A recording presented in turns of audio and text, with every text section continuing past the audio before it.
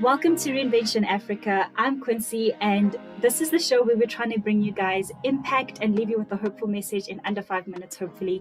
In this episode, I'm joined by Nicky, and she really doesn't want me to give her a title. She just wants me to introduce her as Nicky, so that's what I'm going to do for this session. Nicky, if you don't mind, I'm going to jump straight into question one and ask you, what have you reinvented lately?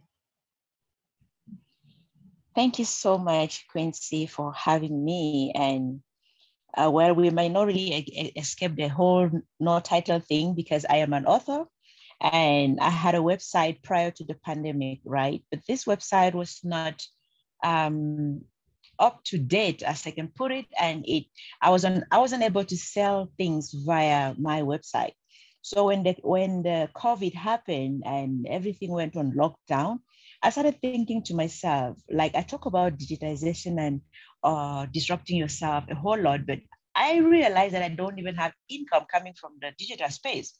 So that was when I jumped in, so I spoke to the guy who I work with, who the web developer who built my website. I'm like, can we develop this into an e-commerce platform? Because now I want to be able to sell my books and perhaps other things via my website. So we jumped on that in a month or so, and we were able to update the website from just being an analog website or whatever to a digital platform or an e-commerce platform where someone can actually now order my book and perhaps t-shirts and other things from my website. So that is reinvention for me. If COVID didn't happen, I probably wouldn't be thinking of having an e-commerce store on my website. So yes, that was what I reinvented.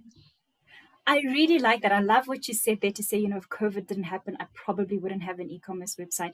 And that's what the show is all about, to show that beyond, the devastation, beyond obviously people losing their lives, that COVID really showed or gave us an opportunity to not only pivot our organizations, but reinvent them in such a way that honestly opened it up and just made it so much more global and reachable and accessible. So that brings me to question two, which is, having said all of that, what are you most excited about going forward? I am really particularly excited about how Africa, particularly, not just me as an individual, but how Africa as a continent is going to emerge out of this crisis more powerful than ever before.